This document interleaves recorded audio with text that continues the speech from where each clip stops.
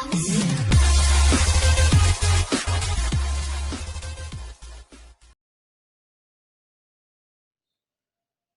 hari Minggu, keluargalah Gereja Baptis Indonesia Efrata. Pada hari Minggu ini kita bersama-sama beribadah dari rumah secara online ataupun daring, oleh karena sedang bersama-sama menuruti himbauan atau mematuhi himbauan dari pemerintah untuk PPKM darurat yang dilakukan di negeri ini, khususnya di Jawa dan juga di Bali.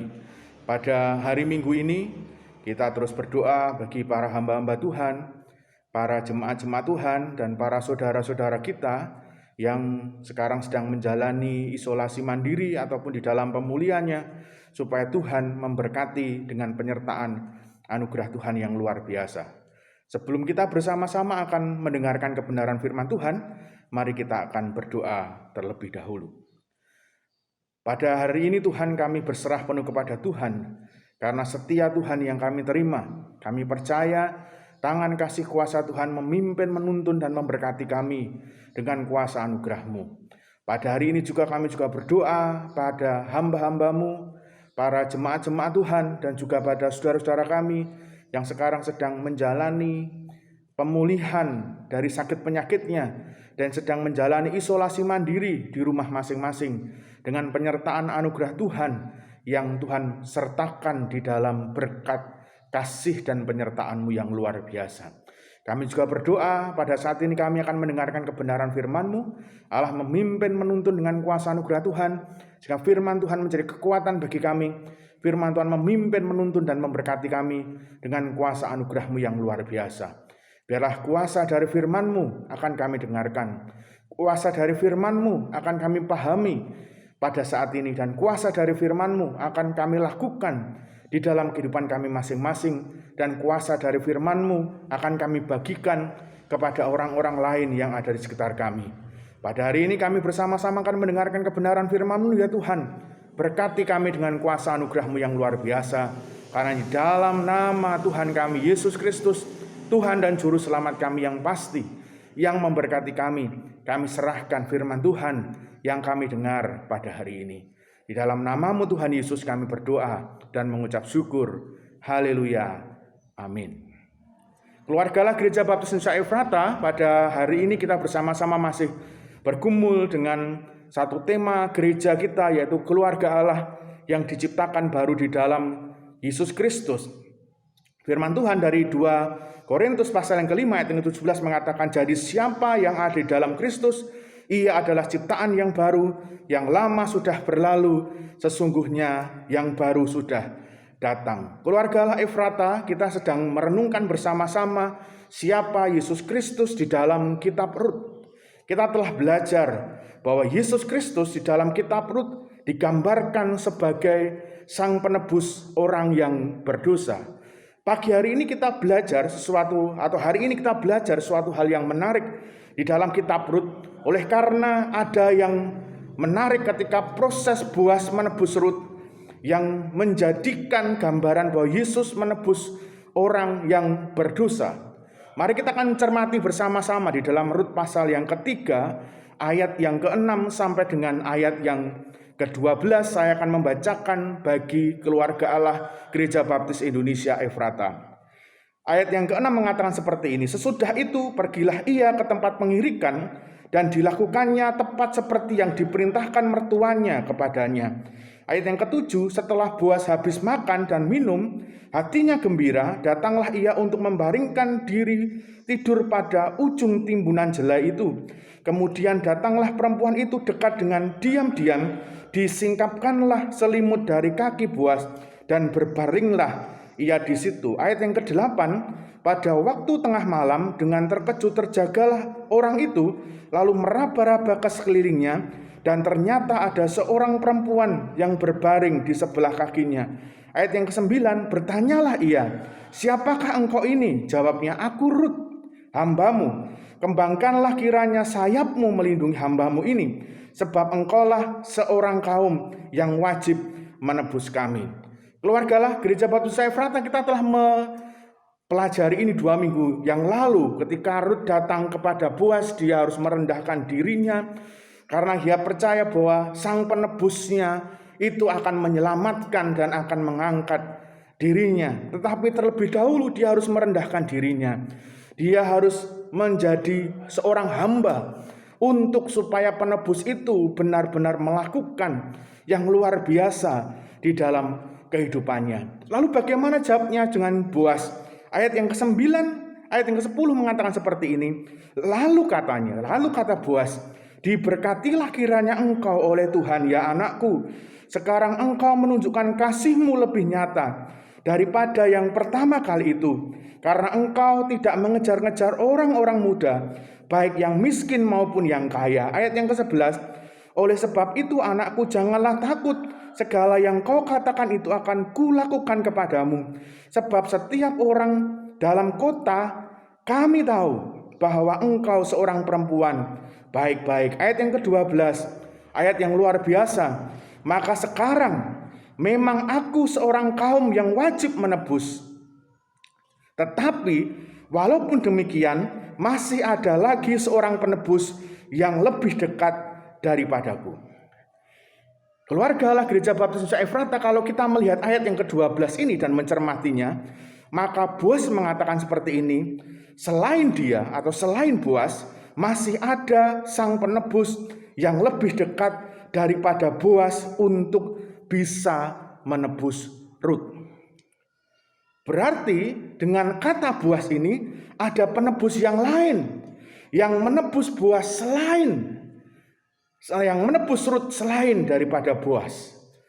Pertanyaannya adalah ketika pada waktu itu, ketika Boas tahu bahwa bukan dirinya satu-satunya yang bisa menebus, dirinya satu-satunya yang bisa melakukan ini kepada Rut, maka beberapa saat kemudian Boas mendatangi sang penebus itu dan dia berkata, kalau kita mencermati bersama-sama dalam Rut pasal yang keempat, dikatakan dengan jelas oleh firman Tuhan.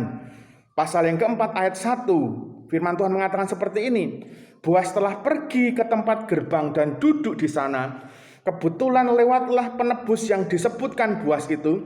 Lalu berkatalah Boas, hai saudara, datanglah dahulu kemari, duduklah di sini. Maka datanglah dia, lalu duduk. Ayat yang kedua mengatakan seperti ini. Kemudian dipilihnya 10 orang dari para tua-tua kota itu dan berkata, duduklah kamu di sini.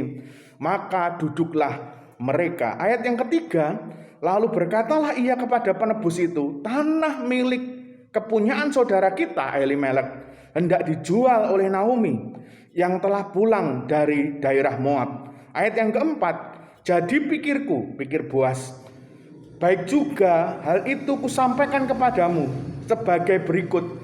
Belilah tanah itu di depan orang-orang yang duduk di sini dan di depan para tua-tua bangsa kita. Jika engkau mau menebusnya, tebuslah. Tetapi jika engkau tidak mau menebusnya, beritahukanlah kepadaku, supaya aku, sebab tidak ada orang yang dapat menebusnya kecuali engkau, sesudah engkau aku.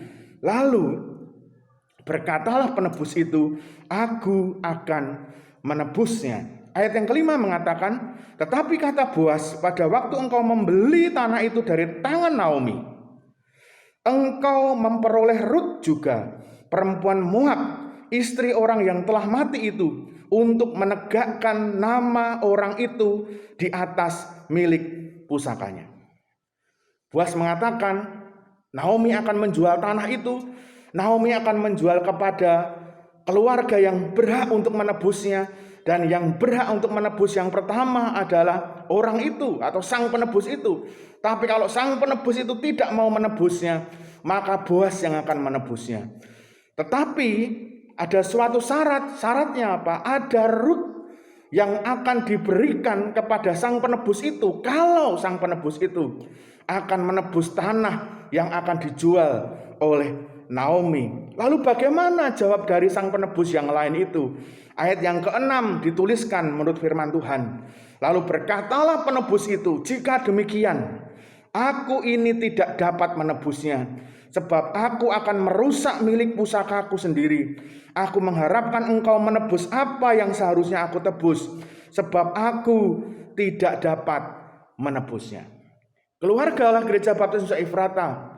Ketika Boas menawarkan kepada penebus yang lain untuk menebus Rut, maka penebus itu tidak bisa menebusnya atau tidak dapat menebusnya, karena ada Rut di sana, ada perempuan asing di sana, ada perempuan yang bukan Yahudi di sana, ada bangsa lain di sana, ada orang yang bukan merupakan milik kepunyaan Allah di sana.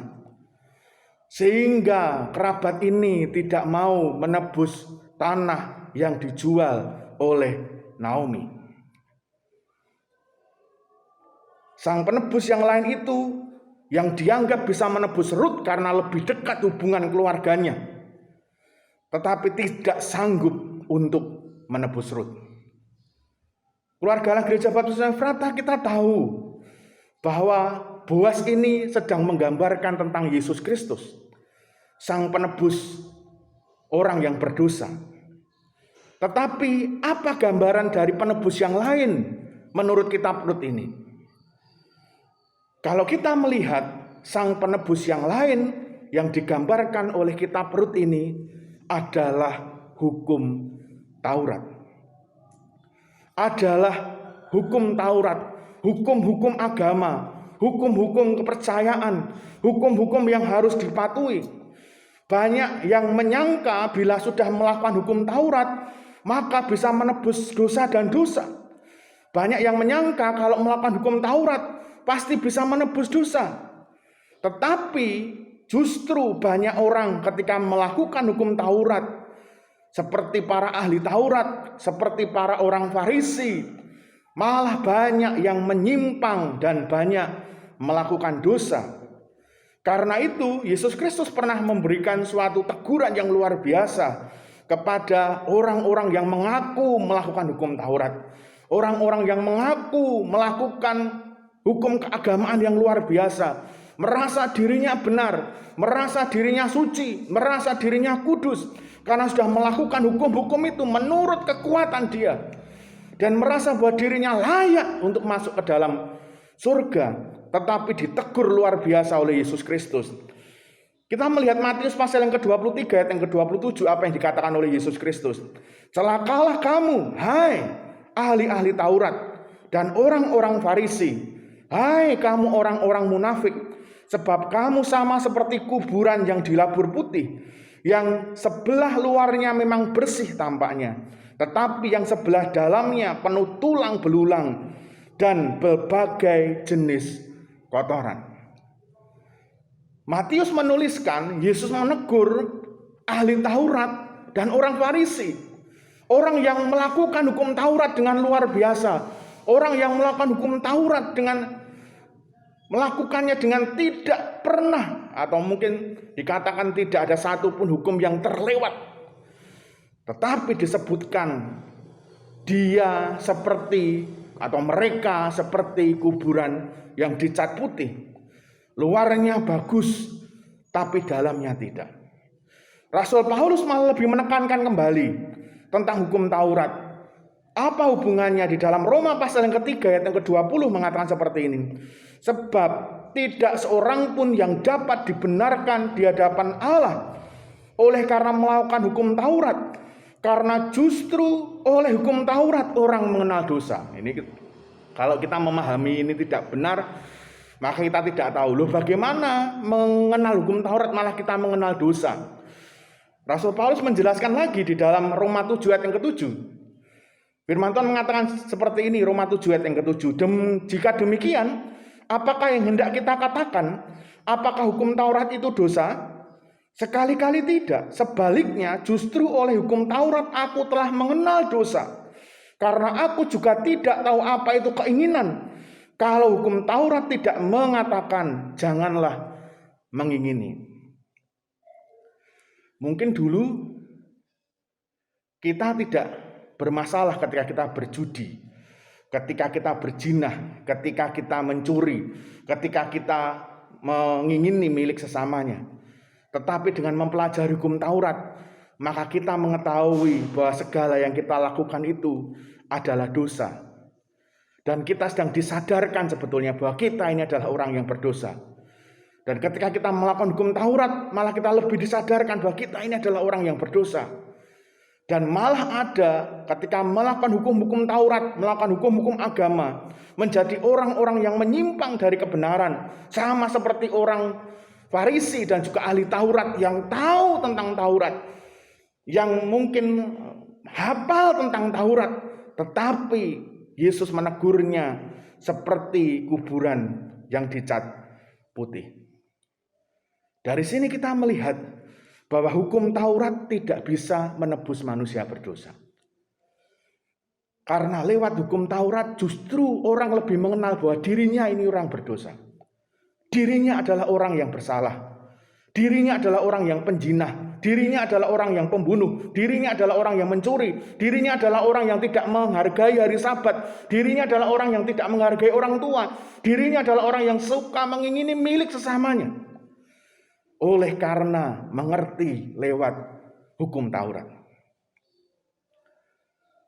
Dan hukum Taurat sama seperti gambaran dari kitab Rut, tidak sanggup untuk menebus Rut. Begitu pula hukum Taurat tidak sanggup untuk menebus orang yang berdosa. Hanya Yesus yang bisa menebus orang yang berdosa. Apakah sekarang kita sedang membanggakan diri kita karena kita sedang melakukan hukum agama kita? Aku sudah baik.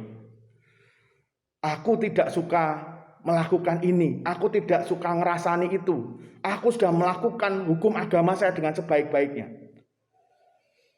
Tetapi firman Tuhan pada hari ini mengatakan, walaupun kita melakukan hukum agama kita dengan sebaik-baiknya, kita disadarkan bahwa kita ini adalah orang yang berdosa. Hanya Yesus yang bisa menebus orang yang berdosa. Hanya Yesus dan pengorbanannya yang ada yang di kayu salib yang menyelamatkan kita orang yang berdosa. Karena itu mari kita datang kepadanya. Hukum agama tidak bisa menyelamatkan kita. Hanya Yesus yang bisa menebus kita orang yang berdosa. Amin. Kita akan berdoa bersama-sama. Terima kasih Tuhan Yesus. Kami disadarkan dengan hukum-hukum agama kami mengenal Engkau. Tetapi juga dengan hukum-hukum agama kami juga mengenal dosa-dosa. Dan bahkan ketika kami mendalami hukum agama tanpa kami mengenal Tuhan, maka kami menjadi orang-orang yang munafik. Seperti orang yang dicela oleh Tuhan, kami seperti kuburan yang dicat putih. Kami sombong rohani, kami membanggakan kerohanian kami. Kami memandang orang lain rendah daripada kami, bahkan memandang orang lain tidak layak untuk diselamatkan. Hanya kami yang layak untuk diselamatkan. Tetapi dari firman-Mu pada saat ini kami mengerti bahwa hanya Engkaulah yang menebus kami. Dengan pengenalan akan Engkau, maka kami akan menjadi orang yang baru dan diperbarui dalam kehidupan kami. Karena itu Tuhan berkati kami dengan kuasa anugerah-Mu. Allah memimpin kami dengan kuasa anugerah Tuhan. Allah memberkati berkat yang terbaik dalam kehidupan kami. Berkatilah pekerjaan kami, berkatilah sawah ladang kami, berkati ternak kami, usaha kami, berkati toko kami, berkati putra-putri kami yang sekolah dan kuliah. Berkati pula yang sakit dengan kesembuhan kesehatan. Engkau adalah Yehova Rafa dalam kehidupan kami. Yang memberikan pekerjaan Tuhan memberkati dengan pekerjaan yang daripada Tuhan. Yang memberikan keturunan Tuhan akan membuka buah kandungan dan memberikan keturunan yang indah pada waktunya. Yang memberikan teman hidup Tuhan akan memberkati dengan teman hidup yang seiman, sepadan, dan seimbang dan dipersatukan dalam tali pernikahan kudus. Berkati pula yang berulang tahun pada minggu ini dengan panjang umur, berkat yang nyata daripada Tuhan. Allah memimpin menuntun dengan kuasa anugerah-Mu yang luar biasa indah. Terima kasih Tuhan. Biarlah berkat-Mu nyata di dalam kehidupan kami. Bapa kami yang di surga, dikuduskanlah nama-Mu. Datanglah kerajaan-Mu, jadilah kehendak-Mu di bumi seperti di surga. Berikanlah pada hari ini makanan kami yang cukupnya. Dan ampunilah kami akan kesalahan kami, seperti kami juga mengampuni orang yang bersalah pada kami. Dan janganlah membawa kami dalam pencobaan, tapi lepaskanlah kami daripada yang jahat. Karena Engkaulah yang mempunyai kerajaan dan kuasa dan kemuliaan sampai selama-lamanya. Amin. Selamat hari Minggu, keluargalah Gereja Baptis Indonesia Ephrata. Tetap jalankan protokol kesehatan dalam kita menghadapi PPKM darurat. Dan kita mematuhinya supaya kita sehat selalu bersama-sama dengan Tuhan. Kita menang, kita sehat, dan kita diberkati Tuhan senantiasa. Maju Gereja Ephrata. Haleluya.